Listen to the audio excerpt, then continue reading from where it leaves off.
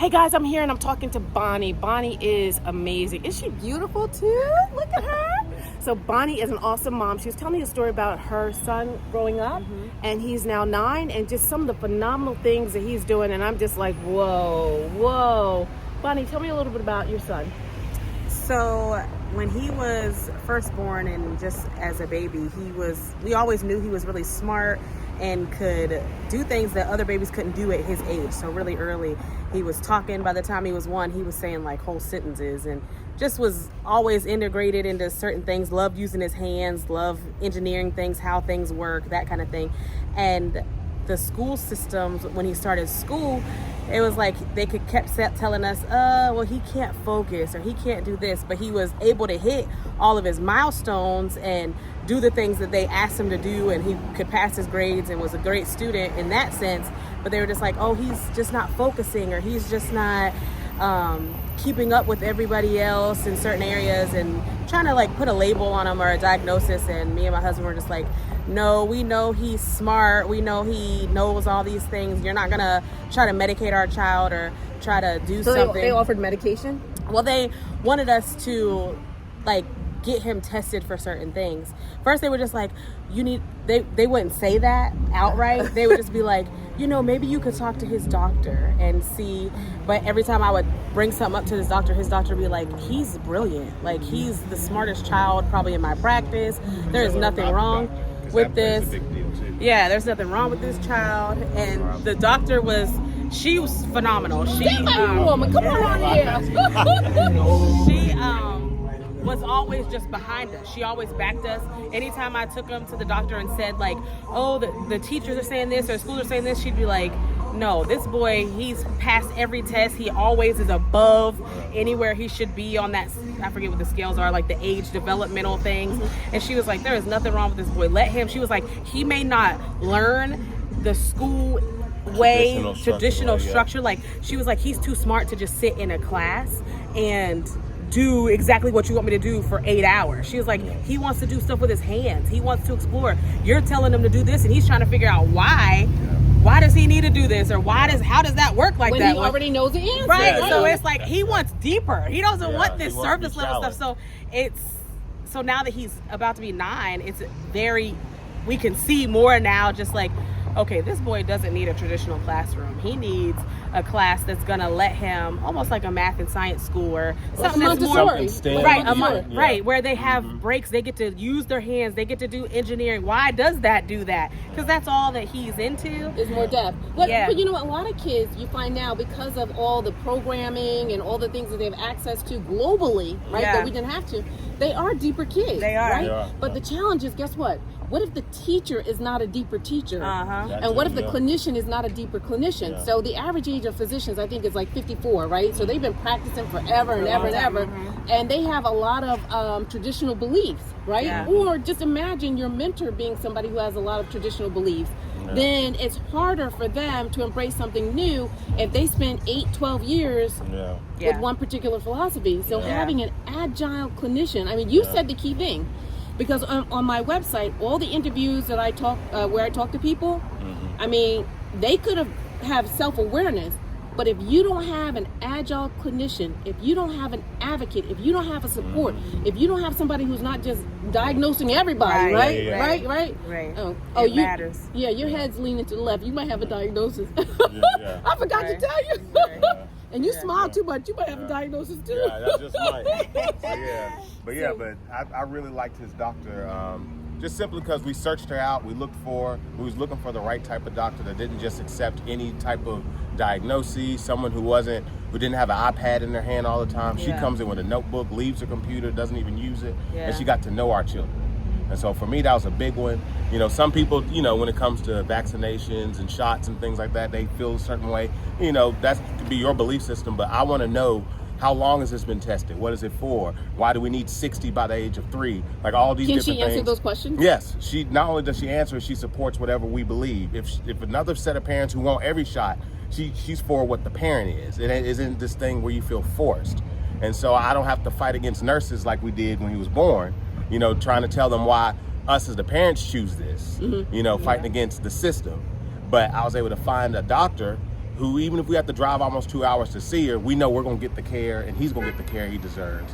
You know, and I know he can sit and focus. He has 2-hour chess practices with his teacher. So, there's not too many kids from 11 to 1 that can sit and play chess. But he can do that and focus on it. But like you said, because that interests him. Yeah, it interests him. He can see the depth. He can see the process. And he understands the patterns, how it works. And he's got a teacher who's teaching him based off of how he learns. He doesn't force this is how all my students are. His teacher, the guy, I met with him, and he just does a great job of like letting him kind of like flow on his pace. And I mean, he's getting really good. He can beat my dad. So, you know, he's even good. One of his previous teachers, like, I don't know if it was last year or the year before, at school. Robles.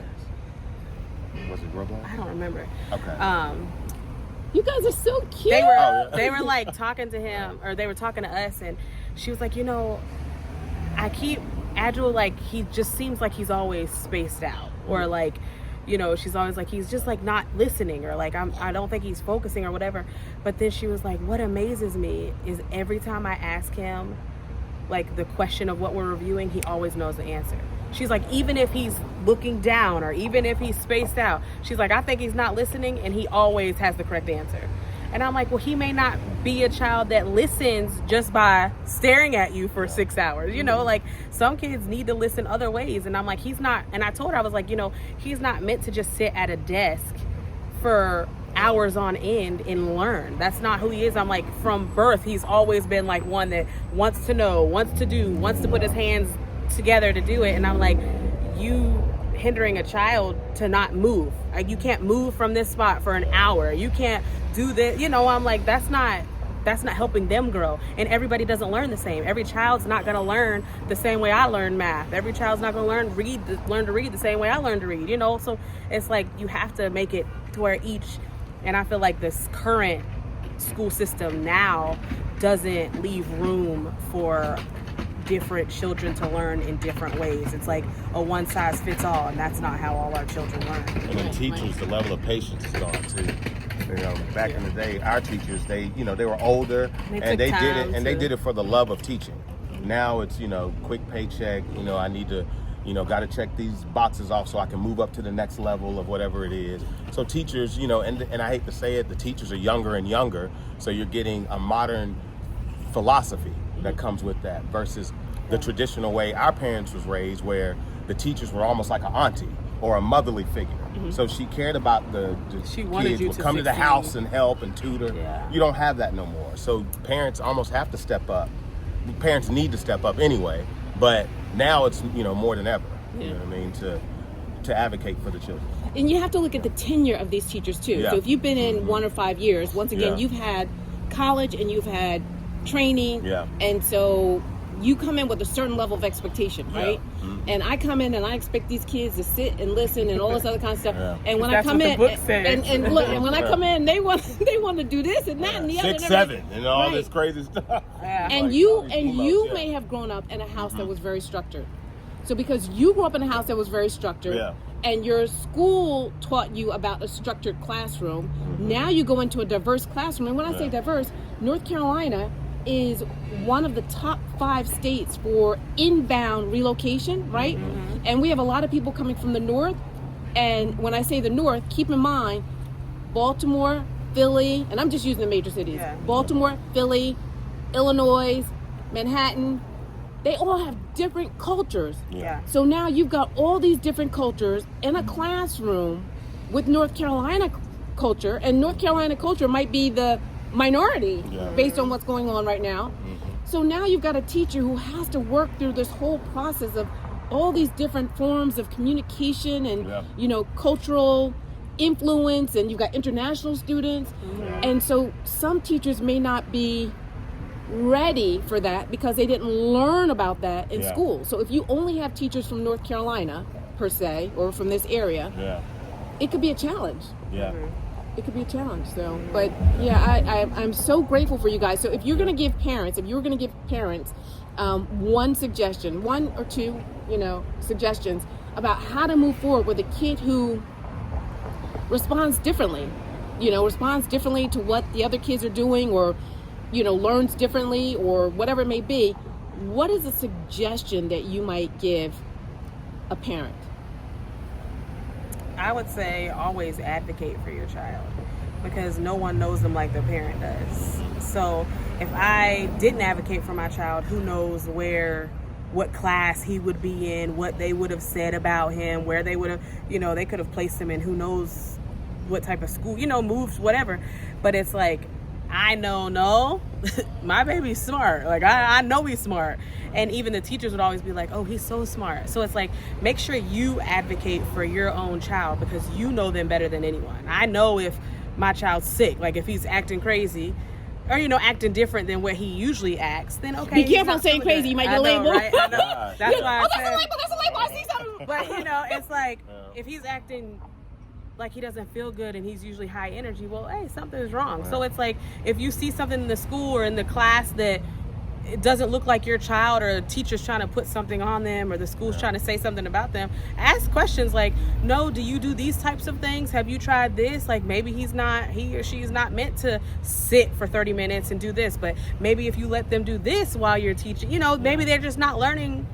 They're just not learning that way, or there's another way to do it better that still he can do it inside the classroom. So just know your child and advocate for them. And add to it, just talk to your kids. Ask them questions. Mm-hmm. They know more than we think. Why do you like this class? Why don't you like this class? Yeah. What do they do in this class different from that class? What does your teacher do in this class that teacher doesn't do? Yeah. Find out from your child what they like and don't like, or how they feel about certain things, because that'll answer half the questions. A lot of parents just drop their kids off and they just treat it like a glorified daycare, instead of actually, like she said, advocating. But advocating is also being the parent that's present, so teachers know they can't just get away with or just label. Yeah. But then also be the parent that talks to your kid and find out, okay, what's working, what isn't. That may not even be the school for the child, but you won't know that if you don't talk to them. Be involved. Yeah, be involved.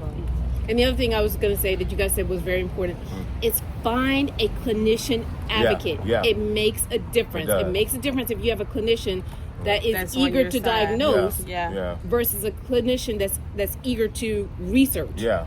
And that wants to look for what you're looking for. Yeah. Find a clinician that when you talk to them, They you're asking you, what are you looking for? What do you think it is? What do you think's going on? And then once they allow you to be the parent, it opens you up to allow them to be the professional, not the other way around.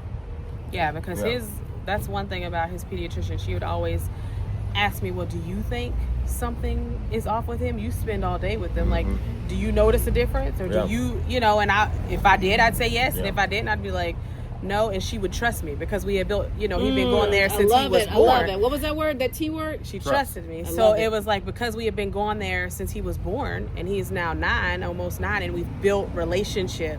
Yeah. She knows, like, I'm not going to do anything wild and crazy, like, against my child, or that's all the opposite. She knows we're a team and we're for him, and we want him to live his best life and to be the best that he can be. So she trusted me in that. But when it comes to children, she knew that no profession should outlay a parent. You know what I mean? Yeah. If you really care about your kids, the parent's always going to come first when it comes to what's expected, and then everything else follows. So she knew that with us. When she met us, she knew that, okay, I can ask them, or I can trust that they're going to, tell me what they really believe is going on, and then I can do my job better. Yeah. Unfortunately, their jobs is hard too, because a lot of parents don't parent no more. So it is one of them. I get it. You know what I mean? I get it. But for those who do care, that's what you got to do. You know what I mean? And how long did it take you to get to this clinician? Like, were there a couple of other clinicians before you got to her, or did you? No, I did a lot of research while I was pregnant. Yeah.